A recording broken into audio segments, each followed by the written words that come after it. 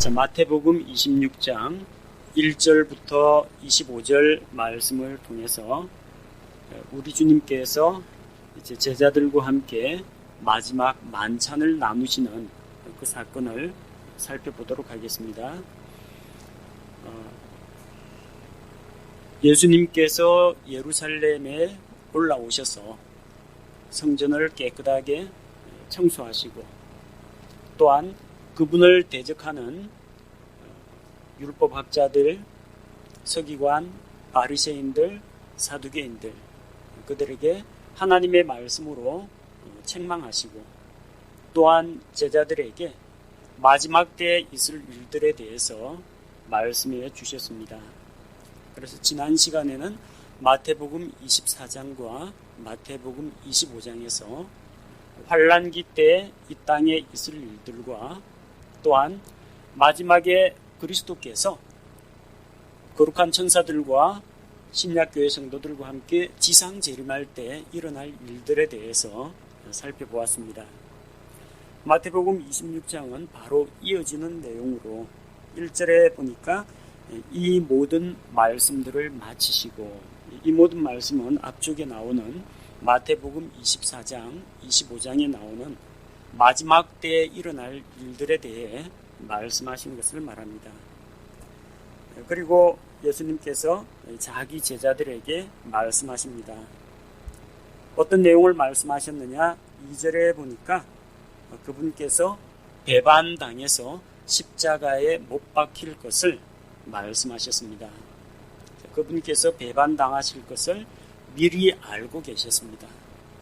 예수님께서 뜻하지 않게 이 가룟 유다에게 속아서 배반을 당하신 것이 아니라 앞으로 일어날 일들을 알고 계셨습니다.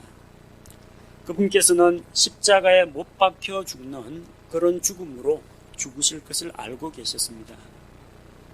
예수님의 십자가 죽음은 피 흘려 죽으시는 것입니다. 교수형을 당하는 것이 아니고요, 물에 빠뜨려 죽이는 것이 아니라 십자가에 매달려서 온몸에 피를 다 쏟으시면서 죽는 것입니다. 그래서 그분께서 흘리신 피를 통해서 우리의 모든 죄를 대속하시는 것입니다. 주님께서는 어떤 방법으로 사람들의 죄를 대속할지 이미 알고 계셨다는 것입니다. 지금 예수님께서 이 말씀을 하시는 그런 시점이 언제냐 하면은 6월절 이틀 전입니다. 너희가 아는 대로 이틀이 지나면 6월절이라, 6월절 이틀 전에 일어난 사건입니다. 이때 이스라엘의 종교 지도자들은 어떤 일을 하고 있었느냐? 예수님을 죽이기 위해서 모의하고 있었습니다. 자, 어떤 사람들이 모였는지 보십시오. 3절에 수제사장들, 서기관들, 백성의 장로들, 그리고 대제사장의 관제에는 대제사장이 있습니다. 수제사장들하고 대제사장하고 뭐가 다르냐면, 대제사장은 한 명입니다. 하이프리스트라고 해서 한 명입니다. 수제사장들이라는 것은 chief priest라고 해서 당시에 주된 성소에서 섬기는 일을 하는 수석 제사장들을 이야기합니다. 이걸 킹 제임스 성경에서는 정확하게 수제사장들, 대제사장 이렇게 구분을 하고 있습니다. 이 제사장들은 어떤 사람이냐 하면은 성전 예배를 주관하고 모든 의식을 주관하고 있는데, 이 사람들은 대부분 돈 많은 사두개인 출신들입니다. 사두개인들은 예수님과 교리가 다릅니다. 그들은 죽음 이후의 세계를 믿지 않습니다. 하나님의 기적도, 영적 존재도, 그리고 죽음 뒤에 있을 부활에 대해서도 믿지 않고 그냥 이 세상에서 잘 먹고 잘 사는데 목적을 두고 있는 사람들입니다. 예수님과 충돌이 일어나겠죠. 서기관들은 거의 대부분 성경을 연구하는 바리새인 출신들이고, 활동 무대는 성전이 아니라 회당에서 사람들을 가르칩니다. 그런데 이 바리새인 출신의 서기관들은 우리가 앞서 살펴본 바와 같이 그들은 위선자들이었습니다. 겉다르고 속다른 자들이었습니다. 그래서 예수님으로부터 저주를 받았습니다. 서기관들은 예수님을 좋아하지 않습니다. 그 다음에 백성의 장로들, 예수님께서는 장로들의 유전을, 장로들의 전통을 따르지 않으셨습니다. 성경 말씀을 중심으로 가르치셨지 사람들이 만들어낸 관습과 전통을 따라가지 않으셨습니다. 그러니까 장로들의 관습을 따르지 않으니까 장로들하고 부딪힐 수밖에 없습니다. 모인 사람들 보니까 전부 다 예수님하고 충돌이 있던 그런 사람들입니다. 자, 그들은 대제사장의 관저에 함께 모였습니다. 대제사장의 관저는 당시에 예루살렘 성전 서쪽에 있었는데 헤롯의 궁과 아주 가까운 곳에 있었습니다. 이때 대제사장이 누구냐 하면은 가야바입니다. 가야바라 하는 대제사장이 있었는데 성경에는 예수님 당시 대제사장이 한 명이 아니라 두 명이었다고 기록하고 있습니다. 누가복음 3장 2절에 보면 안나스와 가야바가 대제사장으로 있을 때 레위기를 읽어보면 대제사장은 한 명입니다. 아론의 자손들만 될 수가 있습니다. 이 대제사장이 죽으면 그 다음에 아론의 아들들 가운데 한 명이 대제사장직을 맡게 됩니다. 근데 두 명이에요. 왜 두 명이냐면 요한복음 18장 13절에 보니까 안나스와 가야바의 이 관계가 나옵니다. 가야바가 사위고 안나스가 장인입니다. 근데 이 사위와 장인이 둘 다 대제사장 노릇을 하는 겁니다. 본래 대제사장은 종신직입니다. 죽을 때까지 합니다. 만약 죽으면 그 아들이 계승합니다. 근데 아마도 안나스에게는 아들이 없고 딸만 있었던 모양입니다. 그래서 어떻게 합니까? 다른 사람 죽이는 아깝죠. 이것도 권력이고 그렇기 때문에 자기 딸하고 결혼한 가야바에게 대제사장직을 세습을 해주었습니다. 사위에게 세습을 한 겁니다. 그것도 아직 죽지도 않았는데 세습을 해서 둘이 번갈아 가면서 해먹고 있는 겁니다.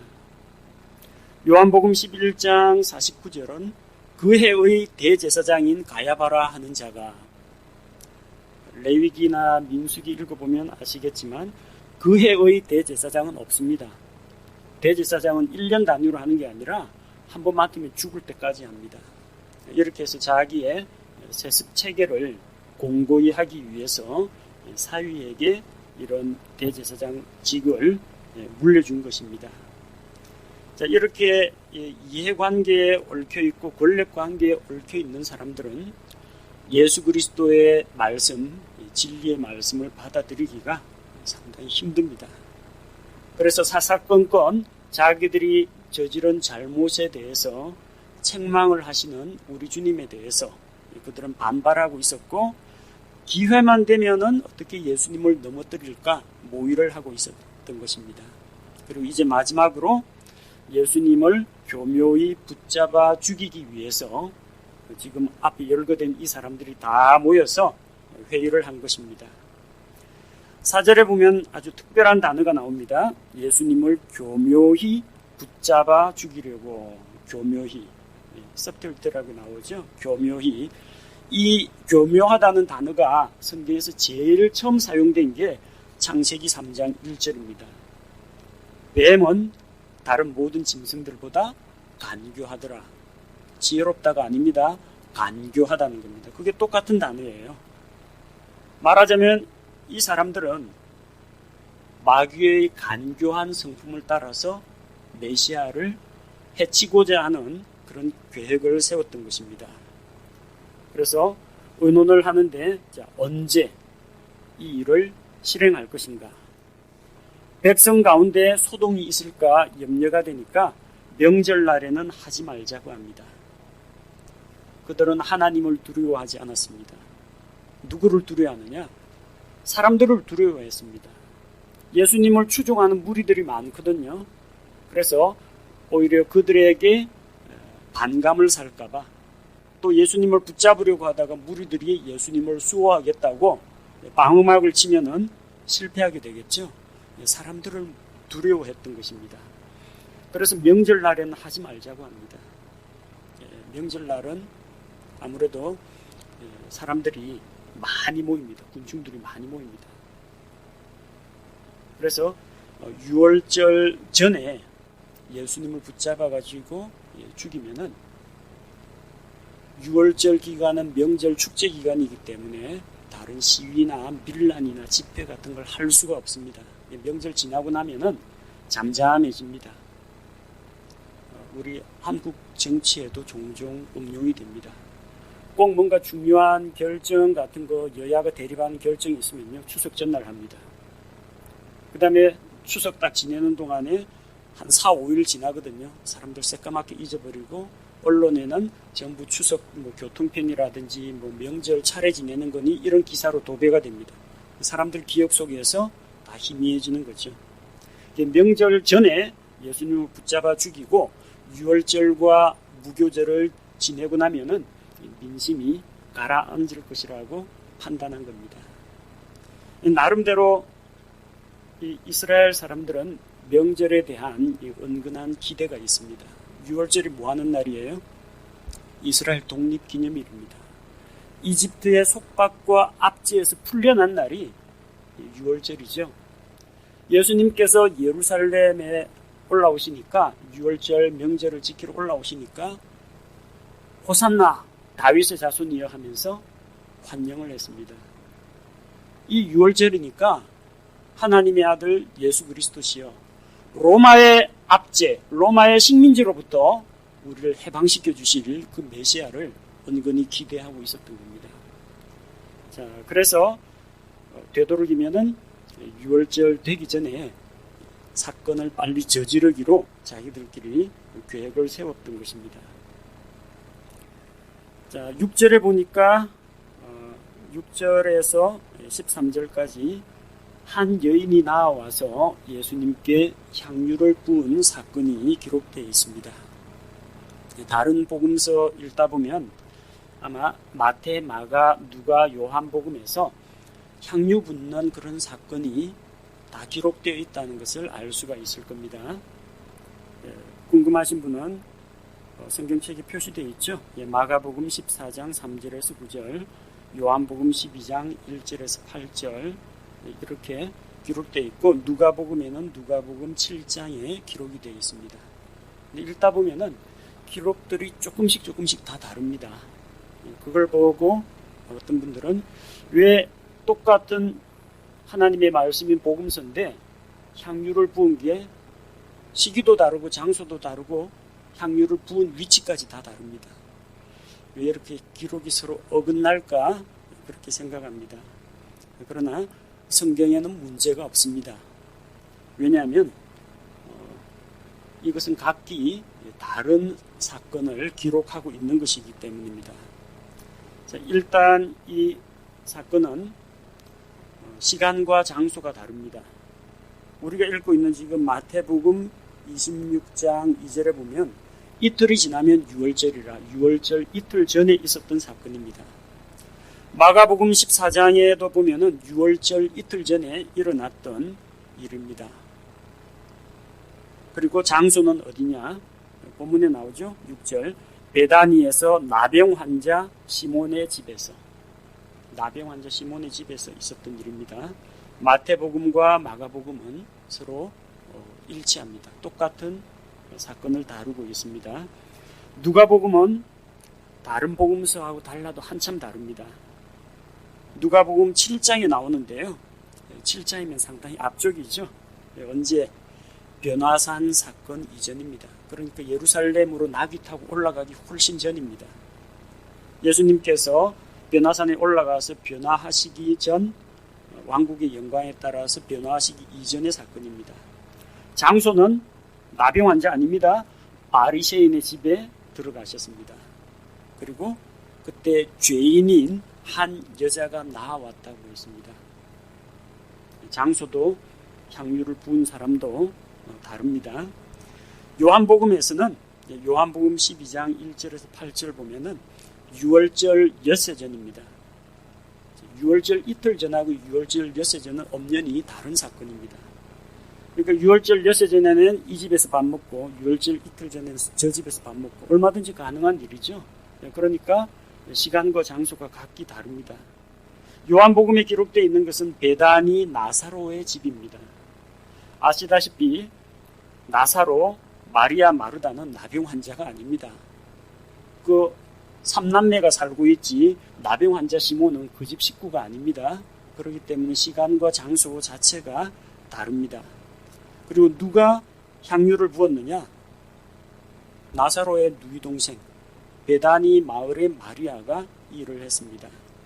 마리아는 사람들에게 손가락질을 받는 그런 죄인인 여자가 아닙니다.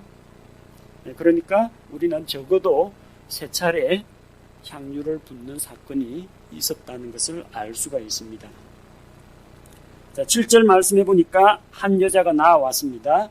매우 귀한 향유를 가지고 나와서 향유를 옥합에 가지고 와서 어디에 부었어요? 7절 그분의 머리에 그것을 부었습니다. 마태복음과 마가복음에서는 향유를 예수님 머리 위에 부었습니다. 발에 부어가지고 발 씻기는 이야기는 안 나옵니다. 누가복음에서는 눈물로 발을 씻고 자기의 머리털로 예수님의 발을 닦아드리고 예수님의 발에 향유를 부었습니다. 그러니까 마태, 마가와 누가는 각기 다른 기록이라는 겁니다. 요한복음에서는 눈물로 발 씻고 머리 닦은 다음에 마지막으로 향유 착 바른 게 아니고요. 순서가 바뀌었어요. 예수님의 발에 향유를 붓고 그 향유를 가지고 머리털로 닦았어요. 그러니까 각기 다른 사건으로 보시면 됩니다. 그러자 이 여인에 대해서 주변에 있는 사람들이 비난을 합니다. 8절과 9절에 나오죠. 8절에서 마태복음에 보니까 그분의 제자들이 그것을 보고 분개했습니다. 몇 명인지는 안 나와 있지만 어쨌든 예수님 제자들이 분개하고 비난했습니다. 마가복음에서는 어떤 사람들이 불평했다 그렇게 기록되어 있습니다. 누가복음에는 그 죄인인 여자가 예수님 향유 붓고 이런 거에 대해서 비판하고 문제 제기하는 사람이 아무도 없습니다. 요한복음에서는 가룟 유다가 나서서 비난했습니다. 그러니까 딱 떨어지죠. 각기 3가지 다른 사건이라는 것을 우리가 알 수가 있습니다. 자, 이 여자는 예수님에게 자기에게 있어서 가장 좋은 것을 바치고 예수님을 위해서 이 일을 했는데 사람들은 이 여인의 마음을 몰라줍니다. 그리고 비난합니다. 이 비싼 걸 왜 낭비를 하느냐? 그걸 팔아서 현금으로 바꾸면 가난한 사람들을 많이 도와줄 수 있다. 그렇게 비난했습니다. 예수님께서 그것을 아시고 그녀를 위해서 변호해 주셨습니다. 10절 말씀해 보니까 그녀는 선한 일을 행했다. 예수님이 이렇게 평가하셨습니다. 선과 악의 판단 기준은 어디에 있습니까? 선과 악의 판단 기준은 자기 자신, 그 일을 행하는 자신에게 있지 않습니다. 주변 여론이 그 사람이 옳다 그르다를 다수결로 평가하는 것도 아닙니다. 선과 악의 판단 기준은 하나님께 있습니다. 하나님께서 이거 해 하면은 하는 게 선입니다. 하지 마 하면 안 하는 것이 선입니다. 하나님이 선악의 판단 기준이 되십니다. 예수님께서 그녀의 행위를 선이라고 인정하시고 칭찬하셨다면 우리는 그녀가 다른 어떤 불순한 동기나 사람들에게 영광을 받겠다거나 예수님의 사랑을 독차지하겠다거나 이런 편협한 동기가 아니라 좋은 동기로 주님 앞에 나아왔다는 것을 알 수가 있습니다. 그래서 11절에서 12절 말씀을 보니까 그녀가 주님께 향유를 부은 것은 예수님을 장사 지내기 위함이다. 조금 있으면 십자가에서 죽으실 그 예수님을 위한 것임을 말씀하셨습니다. 그리고 복음이 선포되는 곳마다 그녀가 행한 일을 말하여 기념하라 말씀하셨습니다. 그러니까 예수님 제자들이 복음서 적을 때 이 향유 부은 사건은 빠지지 않고 다 기록을 했고 지금 오늘 이 시간까지도 말하여지고 있습니다. 14절에서 16절 말씀을 보니까 유다가 예수님을 배반하고 수제사장들과 손을 잡습니다. 내가 그를 너희에게 넘겨주면 너희가 무엇을 내게 주려느냐. 먼저 가룟 유다가 수제사장들을 찾아갑니다. 제사장들이 찾아와서 가룟 유다를 매수한 게 아니고 자기가 자발적으로 가서 예수님을 팔아 넘기고자 작정을 했습니다. 그래서 15절에 보니까 은 30개로 예수님을 팔았습니다. 사람 몸값이 은 30개라는 겁니다.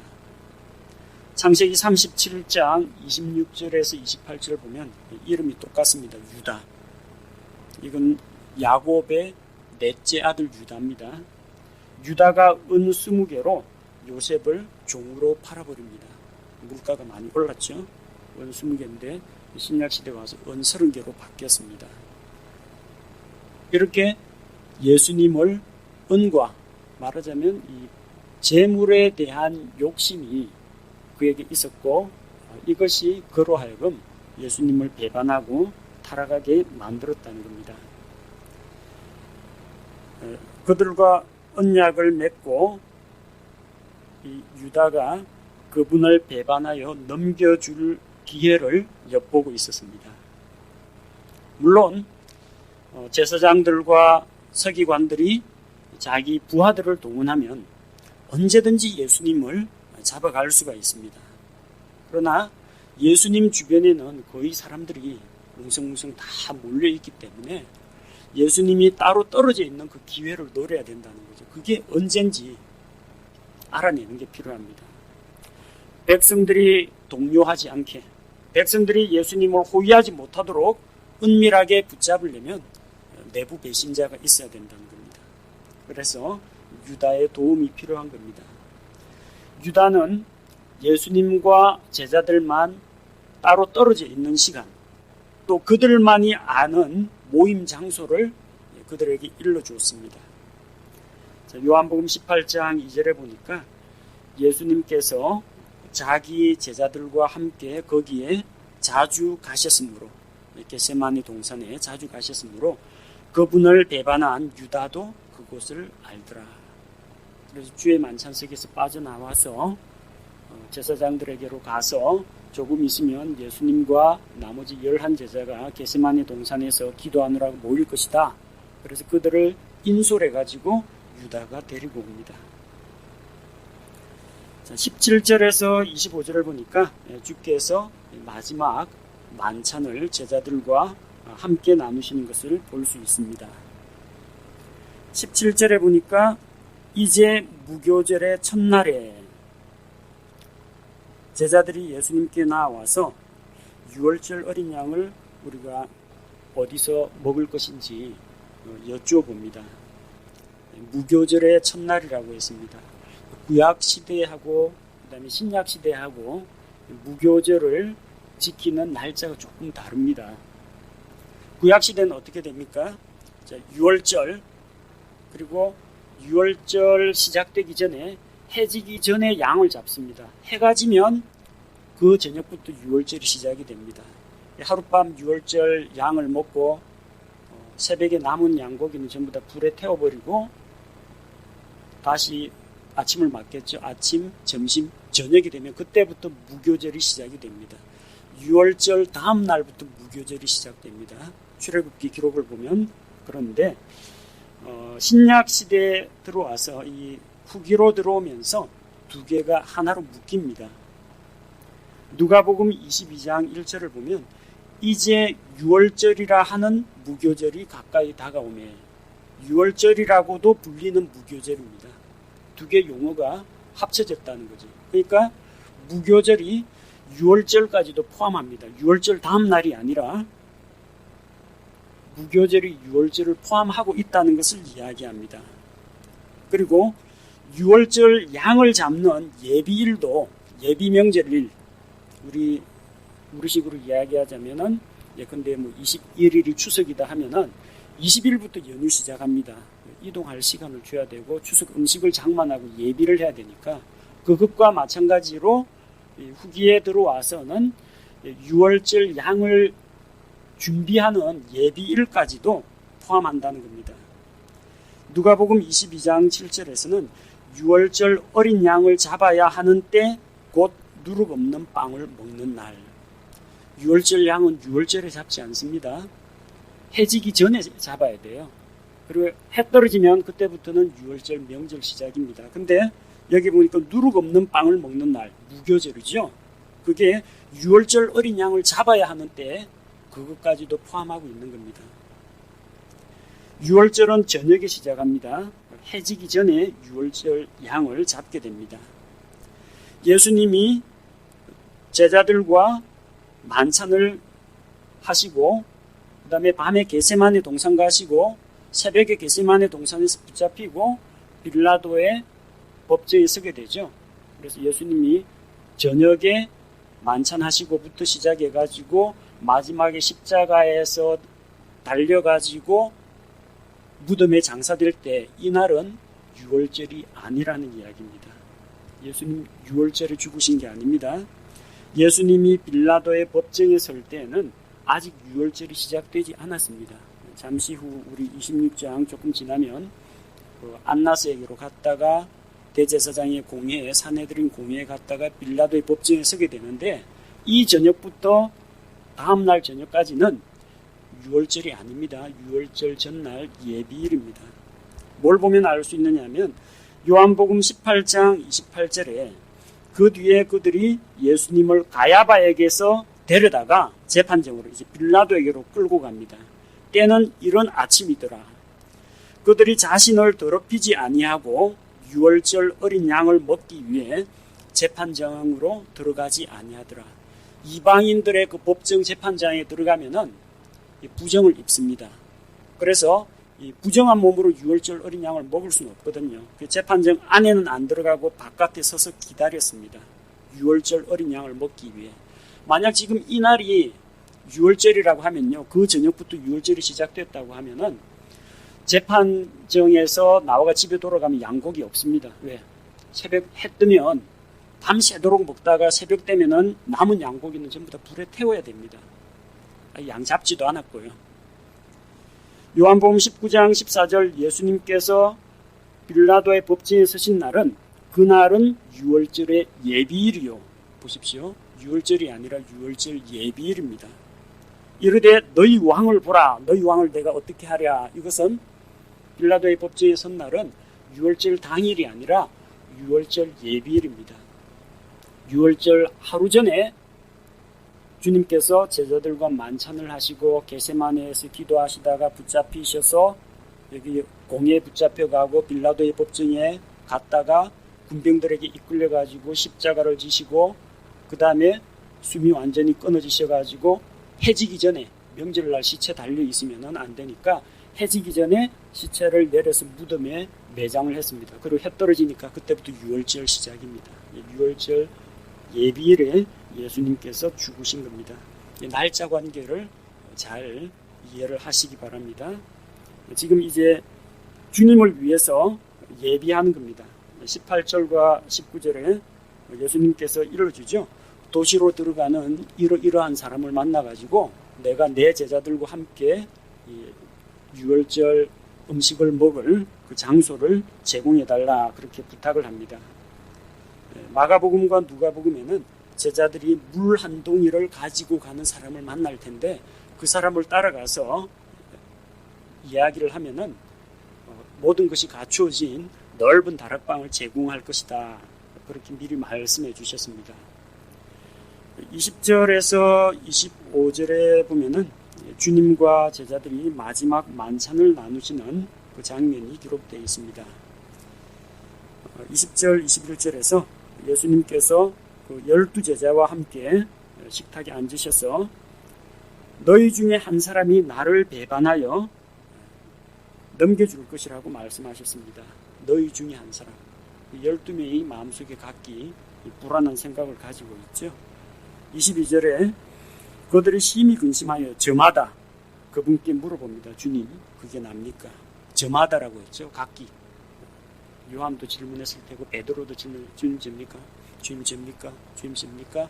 쭉 다 질문을 했습니다. 예수님께서 뭐라고 말씀하셨습니까? 나와 함께 대접에 손을 넣는 자, 곧 그가 나를 배반하여 넘겨주리라. 함께 대접에 손을 넣는다라는 것은 한 그릇의 음식을 나누어 먹는 걸 말합니다. 대단히 친밀한 관계에서만 이루어지는 식사 풍습입니다. 시편 41편 9절에서 내가 신뢰하는 나의 친구 곧 내 빵을 먹은 자가 자기 발꿈치를 들어 나를 대적하였나이다. 그 기록된 것이 바로 한 그릇에서 음식을 나누어 먹은 가룟 유다가 예수님을 배반할 것을 성경에 미리 예언해 놓은 것입니다. 24절에 사람의 아들은 성경에 기록된 대로 이방인들에게 넘겨져서 죽을 것이지만 그러나 배반한 그 사람에게는 화가 있을 것이다. 그는 자기의 죄를 담당하게 된다는 것입니다. 자, 제자들이 돌아가면서 한 사람씩 저마다 물어봅니다. 25절 보니까 그때 그분을 배반하여 넘긴 유다가 응답하여 이르되 선생님이여 그게 나니까 하니 내가 말하였도다. 그래 바로 너다. 바로 지적해 주셨습니다. 예수님께서는 가룟 유다가 배반할 것을 알고 계셨고 또 그에게 말씀을 해주셨습니다. 자, 가룟 유다의 배반과 예수 그리스도가 이방인에게 넘겨져서 십자가에서 죽으시는 이것을 하나님께서는 사용하셨습니다. 하나님께서 유다의 마음을 원격 조정해서 예수님을 팔도록 만든 것이 아니라 유다는 돈에 대한 욕심에 사로잡혀서 마귀의 행사를 한 것입니다. 그렇게 함으로써 마귀는 메시아를 해칠 수 있다라고 생각했으나 예수님께서 십자가에서 죽으심으로 인류의 죄를 대속하시고 부활하심으로 말미암아 죄와 사망의 권세를 이기시고 오히려 마귀를 심판하신 것입니다. 그래서 하나님의 그런 계획과 섭리가 참으로 놀랍게 이루어지는 것을 볼 수가 있습니다. 성경에 기록되어 있는 모든 예언은 이렇게 반드시 이루어집니다. 하나님께서 너는 악역을 맡아라, 너는 선한 역을 맡아라 대역을 정해준 게 아닙니다. 하나님께서 한 처녀의 몸에서 메시아가 나실 것이다 그렇게 말씀하셨지 요셉과 정혼한 마리아를 내가 찍었는데 마리아에게 날 것이다 그렇게 말씀하시진 않았습니다. 만약 마리아가 저는 감당할 수 없습니다 하면 어떻게 하겠어요? 그래도 강제로 자궁을 좀 빌리자 그렇게 하시진 않겠죠. 마리아는 그 하나님의 계획에 순종을 했습니다. 만약에 그가 하나님께 쓰임받기 합당치 않으면 아마 다른 사람이 쓰임을 받았을 겁니다. 예수님의 탄생에 대한 예언, 유다의 배반에 대한 예언, 십자가의 고난, 죽음, 부활 모두 하나님께서 알고 계시고 또한 성경에 이미 예언되어 있는 내용입니다. 그 가운데 나는 과연 어떤 역할을 맡을 것인가? 운명적으로 정해진 것은 없습니다. 내가 하나님 앞에서 맑은 정신과 신실한 마음으로 주님 의의 도구가 되기 원합니다. 그럼 내가 주님께 쓰임받을 수 있습니다. 만약 자기 자신을 죄에게 드려서 죄의 도구, 불의의 도구가 된다면 그 사람은 악한 역을 스스로 떠맡게 되는 것입니다. 그래서 우리가 어떤 사람이 될 것인지 하나님 앞에서 신중하게 선택을 해야 됩니다. 예수님은 가룟 유다가 자기를 배반할 것을 이미 알고 계셨습니다. 이때뿐 아니라 이미 요한복음 6장에서 자기를 믿지 않는 자들이 누구인지 너희 가운데 한 사람은 마귀라고 정확하게 말씀하셨습니다. 예수님께서는 자기를 배반할 자가 누구인지 알고 계셨지만 그럼에도 불구하고 주의 만찬석에서 제자들의 발을 씻어주시면서 사랑을 나타내셨습니다. 끝까지 숨 끊어지기 전까지 과연 그가 예수 그리스도를 주로 받아들이고 돌이키느냐 돌이키지 않느냐 오래 참고 기다리고 사랑으로 용납해 주신 주님을 볼 수가 있습니다. 하나님의 오래 참으심, 그분의 인자하심이 우리로 하여금 회개에 이르게 합니다. 그러나 만약 우리가 마음을 강팍하게 먹고 주의 인자하심과 오래 참으심을 멸시한다면, 곧 그분께서 유예 기간으로 주신 이 기간을 헛되이 버리고 끝끝내 하나님께로 돌아오지 않는다면 그는 멸망으로 들어가게 된다는 것입니다. 예수 그리스도의 십자가의 죽음에 대해서 우리가 감사드리며, 또한 죄인들에 대해서 오래 참고 기다리시는 우리 주님의 사랑에 대해서 다시 한번 묵상하는 시간이 되기 원합니다. 제가 기도하겠습니다.